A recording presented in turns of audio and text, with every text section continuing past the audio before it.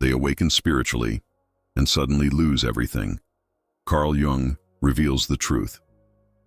There's something nobody tells you about awakening, that it doesn't always look like bliss, that sometimes awakening feels like your entire life is collapsing while your soul is waking up.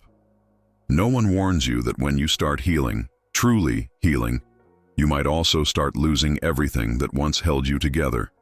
The job, the relationship, the income, the drive, the certainty, gone. And it leaves you wondering, if I'm doing all this inner work, why is everything falling apart? It's a question whispered in private moments, when your heart is tired of affirmations and your bank account is screaming louder than your intuition. The truth is, healing isn't just about becoming more peaceful. It's about becoming more conscious.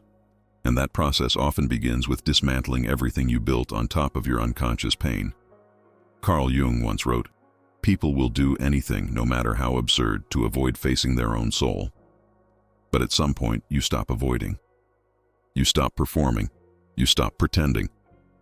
There comes a moment, invisible to the world, when you stop trying to be fine. You pause the performance. You let the silence expand. And in that space, something sacred begins. You start noticing. Noticing the way you flinch when someone raises their voice. Noticing how your chest tightens when you think about money. Noticing the loneliness behind your productivity. Noticing how often you abandon yourself to stay loved. This is not a breakdown. It's the beginning of clarity, and clarity is terrifying, because clarity shows you how long you've been surviving, not living, not feeling, just surviving. You see, before awakening, you're numb, but you don't know it. After awakening, you're aware, and it hurts. And as that awareness expands, something strange happens. You start shedding, not just beliefs and behaviors, but entire identities. The ambitious one, the people pleaser, the overachiever, the one who always has it together. Gone. And it's not just emotional. The shedding starts showing up in your outer life. You feel exhausted doing what you used to love. You start forgetting why you were chasing success in the first place. You notice how your relationships no longer feel aligned. You watch opportunities vanish, income dry up, and support fade away. And that's when the panic sets in. Because the world tells you, heal and things will get better. Raise your frequency and abundance will flow. Love yourself and life will reflect that love. But what if you're doing all that and things get worse? Here's a truth most spiritual teachings won't say out loud. Sometimes, as you rise internally, life falls apart externally. Not because you're failing, but because you're shedding a false life, one that was built around your wounds. Let that sink in. If your childhood taught you that love is earned by being useful, if you grew up in a home where money meant chaos, if you learned that being small kept you safe, then every structure you built in adulthood was designed to protect those old beliefs. Your career, your habits, your goals, they weren't created by your soul. They were designed by your survival instinct. So when healing begins, the unraveling does too. Not because the universe is punishing you, but because your nervous system is being restructured to align with truth, not trauma, and truth at first feels like loss. Carl Jung spoke of individuation, the process of becoming whole. Not perfect, not enlightened. Whole. And wholeness requires integrating everything we pushed away, the shame, the fear, the rage, the grief, the desire, all the parts we rejected in order to survive. But here's where it gets deeper. As you expand emotionally and spiritually, something happens that no one wants to talk about. Your relationship with money starts to crumble, and it's confusing. You're more self-aware than ever. You're doing the work. You're meditating, processing, aligning. Shouldn't life be flowing now? Instead, you feel stuck, blocked, maybe even cursed. You find yourself questioning everything. Why is abundance avoiding me? Why does earning feel harder? Why am I suddenly afraid to be seen? And the answer lies not in your mindset, but in your body. Because your nervous system doesn't respond to logic. It responds to memory, to familiarity. If your body has only ever known stress around money, then financial peace feels unsafe, unfamiliar, untrustworthy. Let's break this down. Imagine a child growing up in a home where money caused arguments, bills overdue, power getting shut off, tension rising every time someone checked the bank balance. That child doesn't just learn money is stressful. They feel it in their stomach, in their chest, in their skin. Now that child grows up, becomes an adult, begins to heal. They want to build wealth, create freedom, live with ease, but their nervous system has a different story. To the subconscious, money, mind danger, money, mind conflict, money, on abandonment, money, mind shame. So what happens? They start sabotaging, not on purpose. Not with awareness, but with resistance so subtle it feels like life just isn't cooperating. They forget to follow up on opportunities. They undervalue their services. They delay launching their ideas.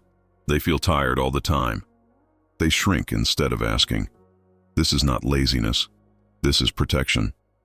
Your nervous system is trying to keep you safe, not from poverty, but from what money represents. Because when you've associated money with pain, your body will block abundance as if it were a threat. Let me say that again. If your inner world equates money with conflict, you will unconsciously avoid it, no matter how much you desire it. This is why affirmations alone don't work. You can say, I am abundant, all day long, but if your body doesn't believe it's safe to receive, you won't. Carl Jung wrote, until you make the unconscious conscious, it will direct your life, and you will call it fate. And that's what this is. Not failure, not bad luck, but fate built by unconscious stories. Healing those stories isn't just about thinking differently. It's about feeling differently. It's about creating safety in your body so it can hold what you want to receive. So let's pause here. Let's acknowledge that maybe you're not blocked, you're not behind, you're not broken. Maybe you're simply meeting the edge of your nervous system's capacity.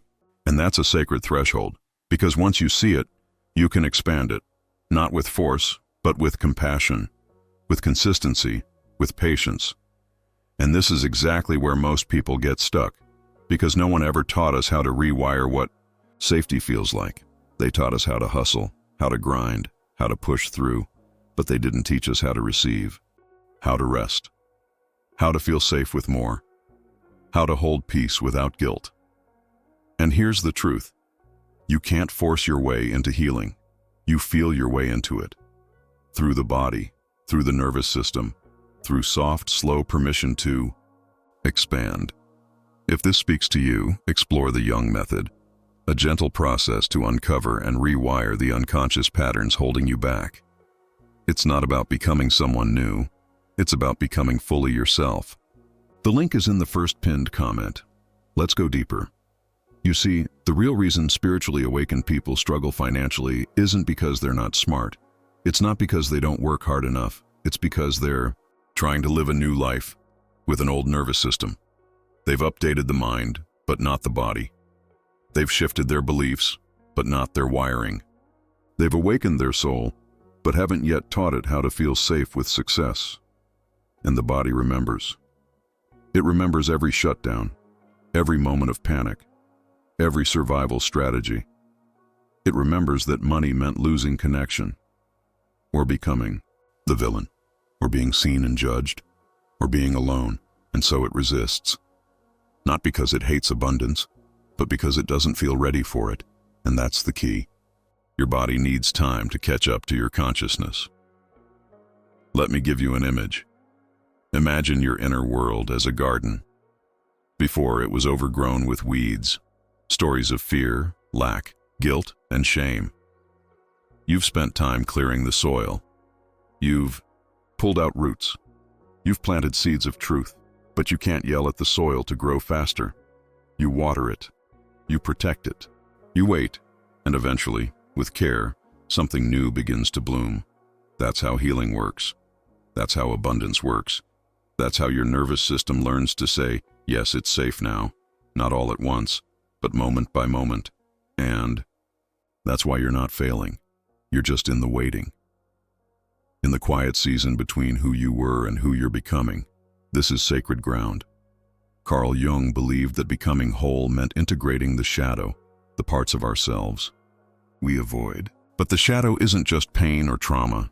It's also your brilliance, your worth, your capacity to receive. And many of us have locked those parts away. Not because we're afraid of failure, but because we're afraid of what success might cost us. What if receiving money means losing love? What if being seen means being attacked? What if thriving means no longer being relatable?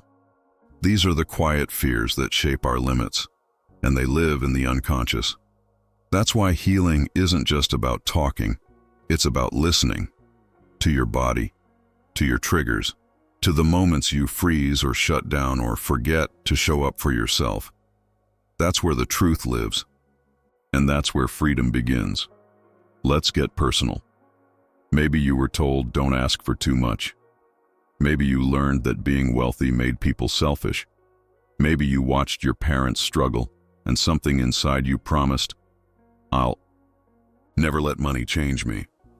So now, as an adult, when success starts to arrive, you pull back, you shrink, you feel unworthy. Not because you are, but because you never learned what it feels like to be safe and abundant at the same time. And that's the invitation now, to stop chasing and start receiving, to stop performing and start trusting. You've already done the hard part. You've faced the shadows. You've questioned the patterns. You've rewritten the script. Now it's time to believe that joy doesn't have to be earned, that rest doesn't have to be deserved, that wealth doesn't have to come with sacrifice. You don't have to prove anything anymore. You just have to allow, to open, to let go of the fear that the light will disappear, because it won't. You're not who you were. You're not repeating the past. You're becoming the version of you that your soul always remembered. And that version, they're allowed to thrive. They're allowed to receive without guilt. They're allowed to rise without fear. So let's end with this. You don't attract what you want. You attract what you believe you're safe to hold. Make your safety your priority. Make your peace your baseline. Make your healing the foundation for everything that follows, and let abundance meet you there. If you're still here, thank you. That means you're not just scrolling. You're listening. You're feeling. You're expanding. Type in the comments, I am safe to receive. Say it softly. Say it with truth. Say it until it lands in your nervous system like a seed. Share this video with someone else who's awakening and wondering why abundance hasn't arrived yet. Let's normalize these conversations. Let's unlearn the guilt. Let's remember what our ancestors never had the chance to feel, that abundance, peace, and healing can coexist. And you're worthy of all three. You always were.